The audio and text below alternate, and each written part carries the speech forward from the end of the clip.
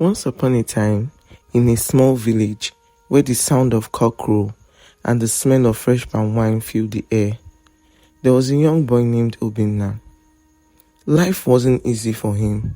His family struggled to make ends meet. But one thing was clear: Obinna was determined to make it in life.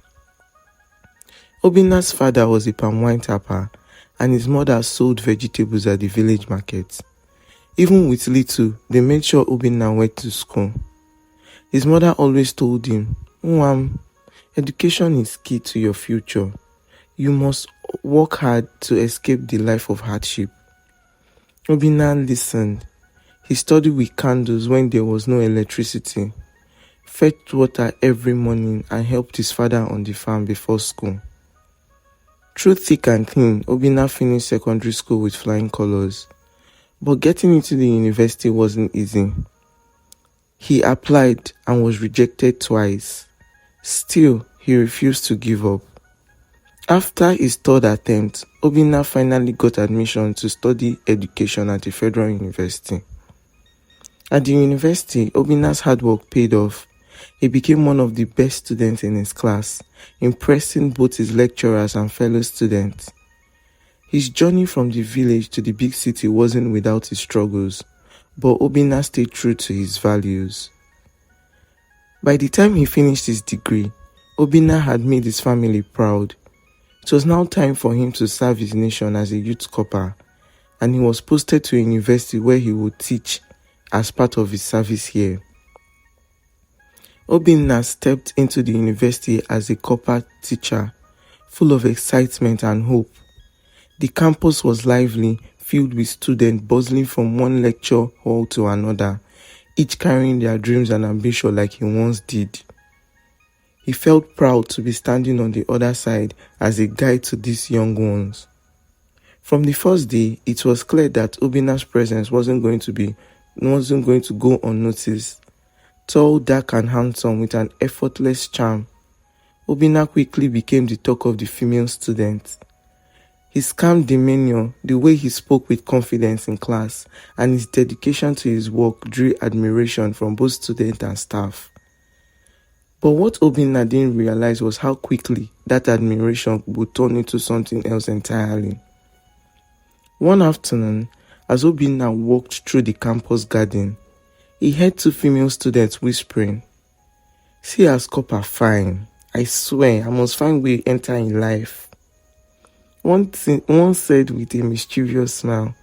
The other replied, "Forget that thing. Me sef don dey plan am already." Obinna chuckled to himself and shook his head, thinking it was just harmless chatter. But little did he know those words were just the beginning. Among the students, there were three who stood out: Chinaza, Amaka and Ngozi. Chinaza was the bold one. From the first day she saw Obinna, she made her intentions clear. Always sitting in the front row during his lectures, she would dress in tight, eye-catching outfits, flashing her brightest smile each time he entered the room.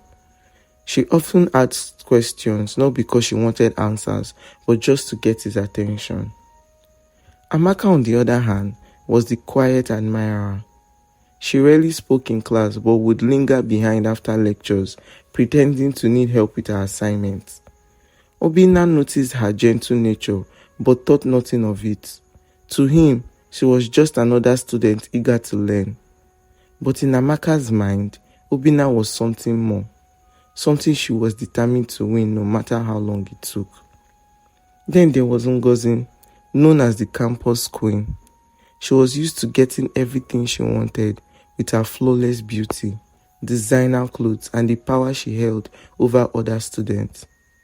Ngozi believed that Obinna should be hers. Who else can match him? Abeg, all these small girls no reach, she often boasted to her friends. And so the unspoken competition began. Chinaza started bringing food for Obinna to his office, hoping her cooking skills will win his heart. "Copper, I just made this small rice and stew for you. Please enjoy it. I know you are working hard," she would say, flashing him a coy smile. Obina would thank her politely, not wanting to seem rude, but he found the attention strange. Amaka, though less forward, began writing long notes in her assignment, complimenting Obina on how inspiring he was as a teacher. "Sir, you are the reason I am so motivated to do well in this course. I hope you'll be proud of my work," she would write at the end of each paper. Ngozi, being the most strategic, decided to pull some strings. She was friends with one of the senior lecturers, and before long, she found herself sitting next to Obina during staff meetings and university events. Each time, she would lean in closer, laugh louder at his jokes, and even once remarked, "A fine man like you deserves a fine woman by his side." Obina would smile awkwardly, but inside he was beginning to feel uneasy. Things were getting out of hand. One evening, as Obina prepared to leave the campus after a long day, he received a message on his phone. It was from an unknown number. "I know you are alone in your office. Can I come and see you?" Obina frowned, wondering who it could be. Before he could respond, there was a knock at his door. He opened it only to find Chinaza standing there, holding a small cake. "I baked this for you, Copper. I hope you will enjoy it," she said with a soft voice and expectant eyes. Obina felt a knot in his stomach. This was no longer just admiration. It was something deeper, something more dangerous. He kindly thanked her but firmly told her, "Chinaza, you should focus on your studies. I appreciate the cake, but this isn't right." Chinaza's smile faded for a moment, but she quickly recovered, saying, "Don't worry, Copper. I just want to make you happy." She left, leaving Obina with more questions than answers. At this point, things were no longer normal. The tension in the air was thick, and Obina could feel it. The battle for his attention was becoming more intense, but he had no idea how far some of these students were willing to go. Obina sat in his small, neat office, the cool breeze from the opening window doing little to calm the storm brewing in his mind. He had always been popular, but the attention from the female students was now becoming a problem. This wasn't the quiet, studious admiration he was used to. It was something different, something intense. Chinaza, Amaka, and Ngozi were all playing their own games, each trying to win him over in ways that were becoming harder to ignore. He wasn't blind to it. How could he be? But Obina had worked too hard to build his life. He wasn't going to risk it for some petty campus drama, or so he thought. One evening, as Obina locked his office and headed for a small apartment off campus, a car suddenly pulled up beside him. He glanced over. To his surprise, it was Ngozi, the campus queen herself, sitting in the driver's seat of a sleek black SUV. Her long braids were tied up in a ponytail, and she wore a figure-hugging dress that seemed a little too flashy for a casual drive. "Copper Obinna," she called out with a playful smile. "I'm heading your way. Hop in, let me drop you." "Ah, no need, Ngozi," Obinna said, trying to avoid what he knew would turn into a complicated situation. "It's not far. I will walk." "Walk, Ke? In this heat? Come on, I insist.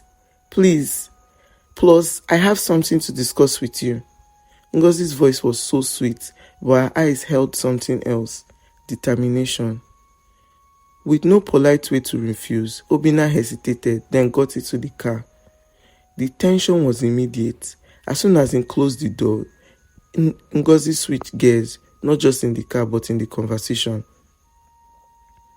"Obinna, you know I don't like to beat around the bush," she stated, her eyes fixed on the road ahead. "I like you. I am not going to pretend. I don't chase men, but for you, I'll make an exception. Why don't we stop playing games and just make this work?" Obina's heart raced. He wasn't ready for this. "Ngozi, you are my student, and student or not," she cut in sharply, "I'm not a child, Obina. We both know there's chemistry between us, or am I wrong?" The air was thick with tension as the car came to a stop in front of Obina's apartment. For a moment, he didn't know what to say. Ngozi leaned in closer, her hand resting on his arm, her voice dropping to a whisper. Don't make me regret making the first move. Think about it. You and I could be unstoppable. Obinna, overwhelmed by the sudden pressure, quickly thanked her for the ride and got out of the car, breathing a sigh of relief as he entered his apartment. He thought that was the end of it, but the drama was only beginning. The next day on campus, things took a darker turn. Rumors began to spread, whispers in the hallways, snickering in the classroom. It wasn't long before Obinna heard the gossip himself. Did you hear? Ngozi and Kopa Obinna are close, like really close. She gave him a ride home last night. One student said, not bothering to lower her voice as Obinna passed by. Obinna froze. This was exactly what he has been trying to avoid. It didn't help that Ngozi, clearly enjoying the attention, made no efforts to squash the rumors. Instead, she flaunted her connections to him, making him sit like they were more than just copper and students. Soon after, Chinaza heard the rumors too. It infuriated her. If anyone was going to get Obina's attention, it was her, not some spoiled rich girl like Ngozi.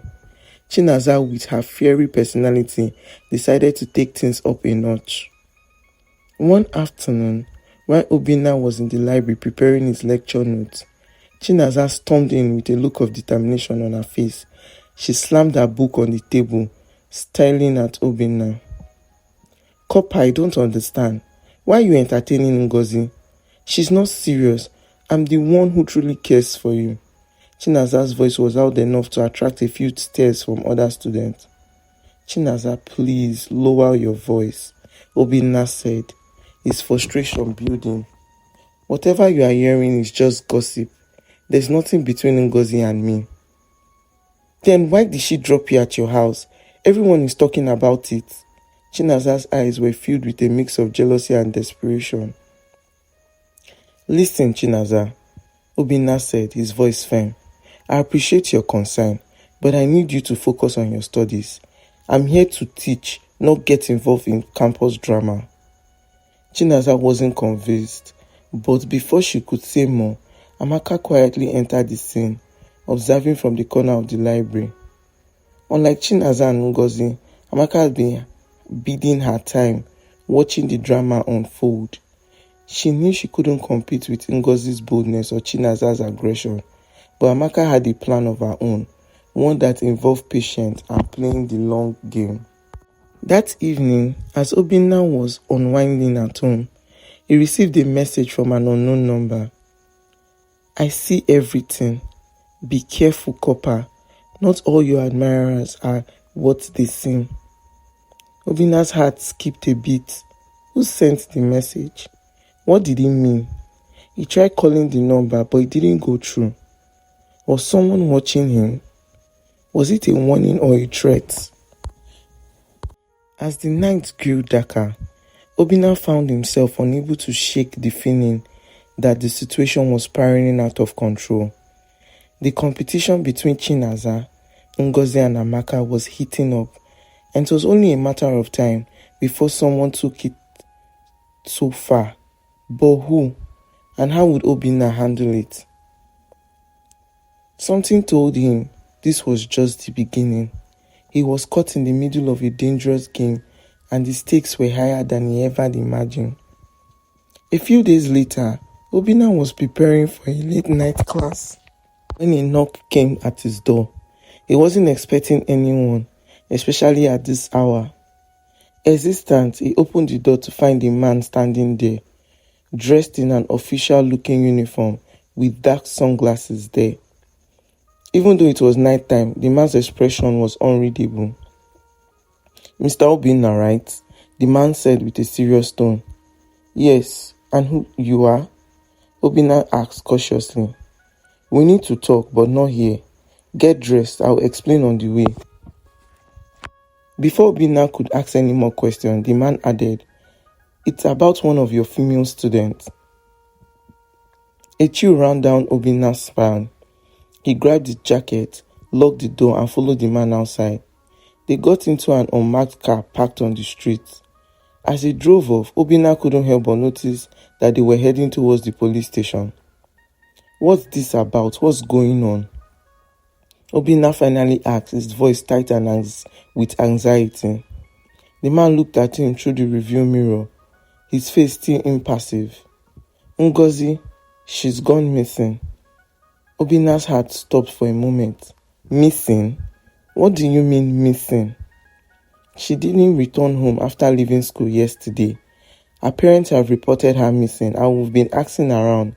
It seems you were the last person seen with her." The man's voice remained calm, but the implication was heavy. Obina felt a wave of panic rising. "Last person? That's impossible. I haven't seen her since she gave me a ride home the other day. This has nothing to do with me." The man kept driving, not responding to Obina's protest. His silence was unsettling, leaving Obina to still in his thoughts. Could it be true? Was Ngozi really missing? And why was he being dragged into this mess? As Obina arrived at the station, the police questioned him relentlessly. They asked him about every details of his interactions with Ngozi. He explained everything, but he knew the rumors circulating on campus weren't helping his case. After hours of interrogation, he was finally allowed to leave. But as he stepped outside the station, his phone buzzed again. It was another message from the unknown number. "You are being watched. Don't trust anyone." Obina looked around, but there was no one in sight. Just as he was about to dismiss the message as some sort of prank, a thought crossed his mind. Could this be connected to Ngozi's disappearance? Suddenly, he remembered something. Days earlier, Chinaza had barged into the library, accusing him of favoring Ngozi. She seemed more desperate than angry, but what if Chinaza knew more than she let on? Determined to get to the bottom of this, Obina decided to confront her. But before he could leave, a student approached him on campus the next day, handing him a small envelope. "This is for you from someone who wants to help." Obina opened the envelope, and inside was a photo of himself sitting inside Ngozi's car the night she gave him a ride. What made his heart race wasn't the picture, but what was written at the bottom. "You are not the only one in this story, Copper. Watch your back." Obina's mind raced. Someone was watching him all along. But who and why? Could this be connected to the secret life Ngozi was living? That evening, Obina went straight to Chinaza's dormitory. As soon as she opened the door, her face went pale. "Copper Obinna, why are you here?" she stammered, stepping back slightly. "You know why, Chinaza? What's going on? Do you have something to do with this mess?" Obinna demanded, his patience wearing thin. Chinaza's eyes darted nervously, and suddenly, the confident fairy girl who had confronted him before was nowhere to be seen. She was scared.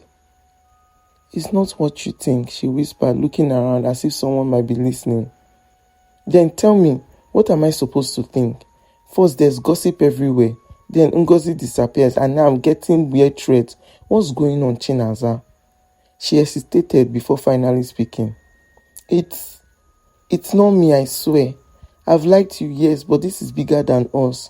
There's someone else, someone who's pulling strings, watching us. And Ngozi, she knew too much." Obina's stomach dropped. Who, Chinaza? Who is watching? Just then, a loud crash came from outside the dorm, as if something heavy had fallen. Both Obinna and Chinaza froze. Chinaza's face drained of color. "They are here," she whispered. Before Obinna could ask any more questions, Chinaza grabbed his arm, her grip tight with fear. "You need to leave now. You don't understand. You are in danger. We all are in danger." The door behind them suddenly burst open. Standing in the doorway was a figure Obinna recognized, a man he had seen several times on campus but has never spoken to. He was dressed in all black with a calm yet missing expression. Corper Obinna, he said, his voice cool and steady. I am afraid you have gotten yourself involved in something you can't escape. Chinaza backed away, her eyes wide with fear. Please don't do this, she begged. Obina's heart raced as the man took a step closer. What do you want from me? He asked, his voice barely above a whisper. The man smiled, a cruel and twisted smile. The game isn't over yet, but you are about to find out how deep it goes. And just like that, the game is far from over.